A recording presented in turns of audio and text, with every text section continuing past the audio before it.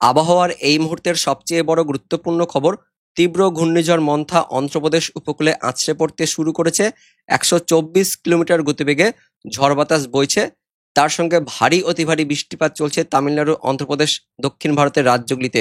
পাশাপাশি স্যাটেলাইট থেকেও আমরা দেখতে পাচ্ছি দক্ষিণ ভারতের তামিলনাড়ু, অন্ধ্রপ্রদেশ এই রাজ্যগুলির ওপরে শক্তিশালী মেঘের ঘনঘটা তৈরি হয়েছে এবং এই ঘূর্ণিঝড়ের পরোক্ষ প্রভাবে কিছুটা মেঘের ঘনঘটা আমাদের গাঙ্গেয় দক্ষিণবঙ্গের উপকূলবর্তী জেলাগুলিতে তৈরি হয়েছে, যার ফলে বজ্র বিদ্যুৎ সহ বিক্ষিপ্তভাবে হালকা মাঝারি বৃষ্টিপাত শুরু হয়েছে দক্ষিণবঙ্গের উপকূলবর্তী জেলাগুলিতে এবং পরবর্তী সময়ে এই বৃষ্টিপাত আরও ছড়াবে।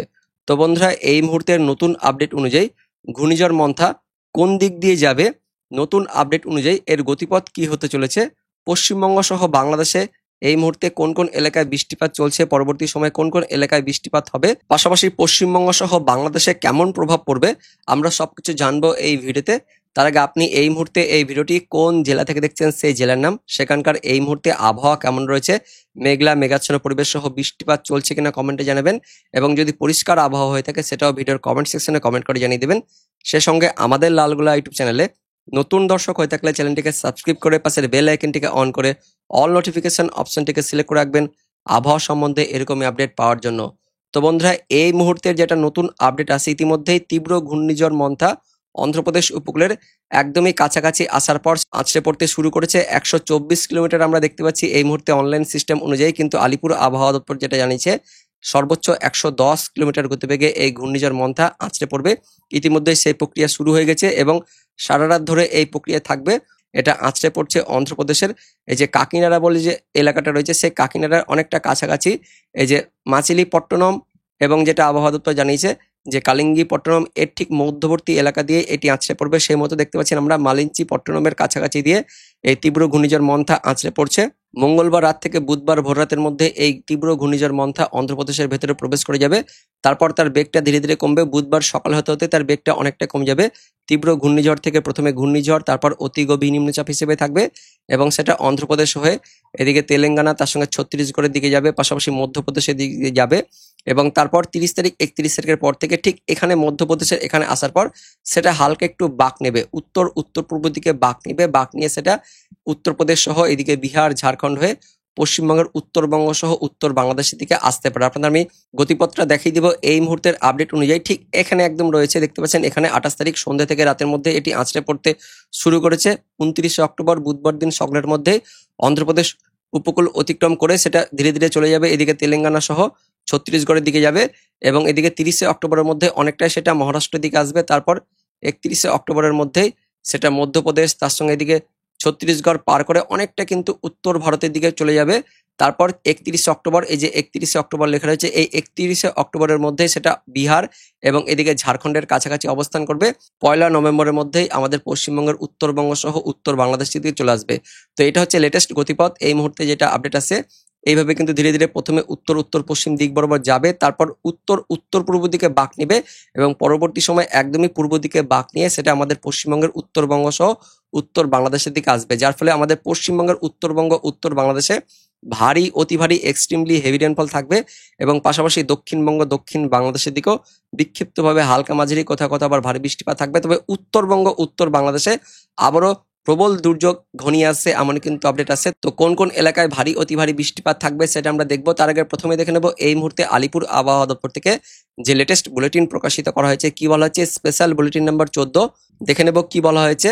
পশ্চিম মধ্য বঙ্গোপসাগরে তীব্র ঘূর্ণিঝড় মন্থা তৈরি হয়েছে জানাচ্ছে আলিপুর আবহাওয়া দপ্তর এবং এই তীব্র ঘূর্ণিঝড় মন্থা ধীরে ধীরে এগিয়ে যাচ্ছে, উত্তর পশ্চিম দিক বরাবর এগিয়ে যাচ্ছে এবং ২৮ তারিখ অর্থাৎ মঙ্গলবার দিন সন্ধ্যা থেকে রাতের মধ্যেই তীব্র ঘূর্ণিঝড় মন্থা অন্ধ্রপ্রদেশ উপকূলের মাচিলিপট্টনম এবং কালিঙ্গপট্টনমের মধ্যবর্তী এলাকা দিয়ে অনেকটা কাকিনাড়ার ওপর দিয়ে ১১০ কিলোমিটার গতিবেগে ভূপৃষ্ঠ অতিক্রম করবে জানাচ্ছে কেন্দ্রীয় আবহাওয়া দপ্তর সহ আলিপুর আবহাওয়া দপ্তর। অর্থাৎ বুধবারের মধ্যে এটা কিন্তু ধীরে ধীরে অন্ধ্রপ্রদেশের দিকে প্রবেশ করে যাবে এবং এই আছড়ে পড়ার প্রক্রিয়া ইতিমধ্যেই শুরু হয়ে গেছে।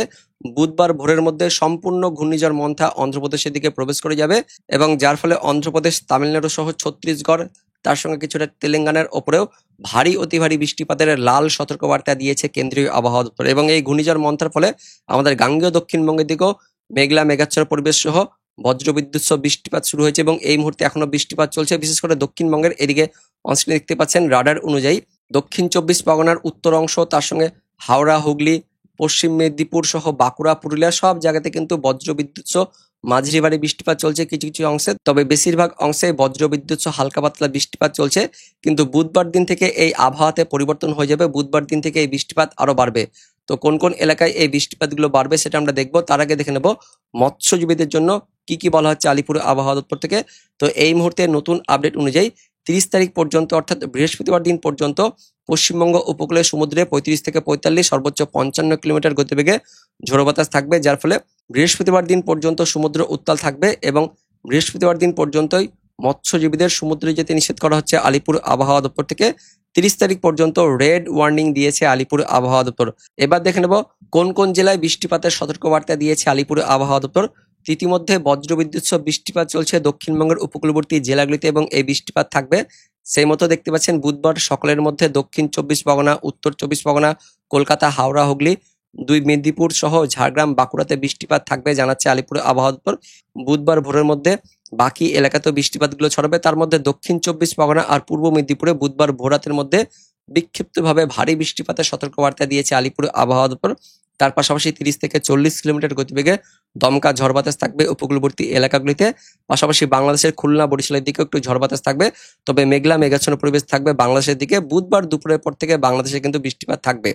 তো পরবর্তী 24 ঘন্টায় অর্থাৎ বুধবার দিন 29 অক্টোবর দিন সকাল থেকে মেঘলা মেঘাচ্ছন্ন পরিবেশ থাকবে দক্ষিণবঙ্গের উপকূলবর্তী এলাকাগুলিতে। তার সঙ্গে বিক্ষিপ্তভাবে বৃষ্টিপাত থাকবে এবং সময় যত গড়বে ততই কিন্তু আস্তে আস্তে বৃষ্টিপাত বাড়বে। বিশেষ করে 29 তারিখ বুধবার দিন দুপুরের পর থেকে দক্ষিণবঙ্গের উপকূলবর্তী জেলাগুলিতে আবারও বৃষ্টিপাত বাড়বে। বজ্রবিদ্যুৎ সহ একটু ভারী বৃষ্টিপাত থাকবে দক্ষিণ 24 পরগনা, পূর্ব মেদিনীপুর সহ পশ্চিম মেদিনীপুর, ঝাড়গ্রাম এই উপকূলবর্তী 4 জেলাতে বুধবার দিন ভারী বৃষ্টিপাত থাকবে। দক্ষিণবঙ্গের বাকি জেলা অর্থাৎ উত্তর 24 পরগনা, নদিয়া, তার সঙ্গে হাওড়া, হুগলি, পূর্ব বর্ধমান, পশ্চিম বর্ধমান, বীরভূম, মুর্শিদাবাদ সহ পুরুলিয়া, বাঁকুড়া এই জেলাগুলিতেও বিক্ষিপ্তভাবে হালকা পাতলা বৃষ্টিপাত থাকবে পরবর্তী 24 ঘন্টায় বুধবার দিন। তবে মেঘলা মেঘাচ্ছন্ন পরিবেশ দক্ষিণবঙ্গের সব জেলাতে থাকবে। উত্তরবঙ্গের জেলাগুলিতেও বিক্ষিপ্তভাবে হালকা পাতলা বৃষ্টিপাত থাকবে জানাচ্ছে আলিপুর আবহাওয়া দপ্তর। আর উপকূলবর্তী জেলাগুলিতে একটু দমকা ঝোড়ো বাতাসও থাকবে 30 থেকে 40 কিলোমিটার গতিবেগে জানিয়েছে আলিপুর আবহাওয়া দপ্তর। তারপরে 30 অক্টোবর দিন বৃহস্পতিবার দিন বৃষ্টিপাত আরও বাড়বে। উত্তরবঙ্গের জেলাগুলিতেও ভারী বৃষ্টিপাত শুরু হয়ে যাবে বৃহস্পতিবার। উত্তরবঙ্গের পাশাপাশি দক্ষিণবঙ্গের জেলাগুলিতেও হালকা পাতলা বৃষ্টিপাত থাকবে। তার মধ্যে উত্তরবঙ্গের বাংলাদেশ লাগোয়া জেলাগুলিতে অর্থাৎ 2 দিনাজপুর সহ মালদা, তার সঙ্গে দার্জিলিং, কালিম্পং, জলপাইগুড়িতে বিক্ষিপ্তভাবে ভারী বৃষ্টিপাতের সতর্কবার্তা দিয়েছে আলিপুর আবহাওয়া দপ্তর। দক্ষিণবঙ্গের জেলাগুলিতেও ভারী বৃষ্টিপাত থাকবে। মূলত মধ্যবঙ্গের জেলাগুলিতে বৃহস্পতিবার দিন ভারী বৃষ্টিপাত থাকবে মুর্শিদাবাদ, বীরভূম সহ পশ্চিম বর্ধমান, পুরুলিয়াতে। তার সঙ্গে দক্ষিণবঙ্গের বাকি জেলাগুলিতেও হালকা পাতলা বৃষ্টিপাত থাকবে, ঝোড়ো বাতাস থাকবে জানাচ্ছে আলিপুর আবহাওয়া দপ্তর। 31 অক্টোবর শুক্রবার থেকে দক্ষিণবঙ্গের জেলাগুলিতে ধীরে ধীরে বৃষ্টিপাত কমে যাবে, তবে মেঘলা মেঘাচ্ছন্ন পরিবেশ থাকবে। আর উত্তরবঙ্গে 31 তারিখ থেকে 1 নভেম্বরের মধ্যে ভারী, অতি ভারী, অতিরিক্ত ভারী বৃষ্টিপাতের জন্য কমলা অ্যালার্ট জারি করেছে আলিপুর আবহাওয়া দপ্তর। উত্তরবঙ্গের বাকি জেলাগুলিতেও 31 তারিখ থেকে 1 নভেম্বরের মধ্যে ভারী বৃষ্টিপাত থাকবে, তার সঙ্গে দমকা ঝড় বাতাস থাকবে। দক্ষিণবঙ্গের মধ্যবঙ্গের জেলাগুলিতে ওই উত্তরবঙ্গ লাগোয়া মুর্শিদাবাদ, বীরভূমের দিকে বিক্ষিপ্তভাবে ভারী বৃষ্টিপাত থাকবে জানাচ্ছে আলিপুর আবহাওয়া দপ্তর। তার সঙ্গে নদিয়া, পূর্ব বর্ধমান, পশ্চিম বর্ধমান জেলাগুলিতেও শুক্রবার, শনিবার বিক্ষিপ্ত কয়েক পশলা বৃষ্টিপাত থাকবে। তারপর 1 তারিখ থেকে বৃষ্টিপাত অনেকটাই কমে যাবে, তবে মেঘলা মেঘাচ্ছন্ন পরিবেশ থাকবে। দক্ষিণবঙ্গের আকাশ ধীরে ধীরে পরিষ্কার হয়ে যাবে। উত্তরবঙ্গে মেঘলা মেঘাচ্ছন্ন পরিবেশ সহ হালকা পাতলা বৃষ্টিপাত থাকবে। আর 2 তারিখ থেকে একদমই পরিষ্কার হয়ে যাবে, রৌদ্রোজ্জ্বল দিন থাকবে পশ্চিমবঙ্গের উত্তরবঙ্গ সহ দক্ষিণবঙ্গ। এমনই আপডেট আছে আলিপুর আবহাওয়া দপ্তর থেকে। এবার দেখে নেব অনলাইন সিস্টেম থেকে কি কি আপডেট আছে।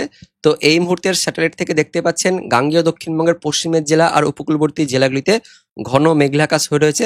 ফলে বুধবার ভোরাতের মধ্যে দক্ষিণবঙ্গের পূর্ব মেদিনীপুর সহ পশ্চিম মেদিনীপুর, তার সঙ্গে ঝাড়গ্রাম, বাঁকুড়া, পুরুলিয়া, কলকাতা, হাওড়া, হুগলি, দক্ষিণ 24 পরগনাতে বৃষ্টিপাত থাকবে এবং তার পাশাপাশি বিক্ষিপ্তভাবে ভারী বৃষ্টিপাত থাকবে বাংলাদেশের খুলনা, বরিশালের দিকেও বৃষ্টিপাত থাকবে। রাডার থেকেও আমরা দেখতে পাচ্ছি গাঙ্গেয় দক্ষিণবঙ্গের জেলাগুলিতে বজ্রবিদ্যুৎ সহ বিক্ষিপ্তভাবে হালকা পাতলা বৃষ্টিপাত চলছে। তবে পরবর্তী সময় এই বৃষ্টিপাতগুলো বাড়বে।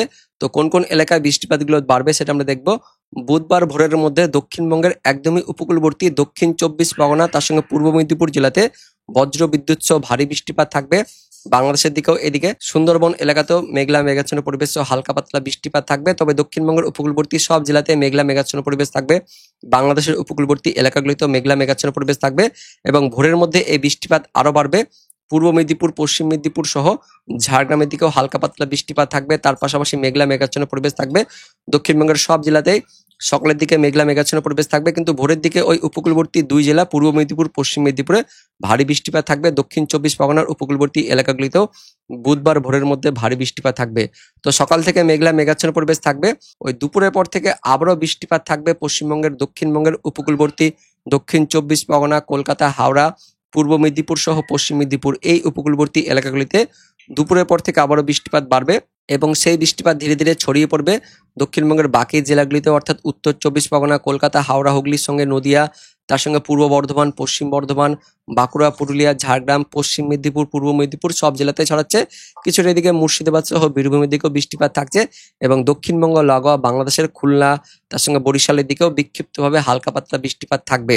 বৃহস্পতিবার দুপুরের পর থেকে বৃষ্টিপাত ছড়াবে, হালকা পাতলা বৃষ্টিপাত থাকবে এবং সন্ধ্যে রাত পর্যন্ত এই বৃষ্টিপাত থাকবে।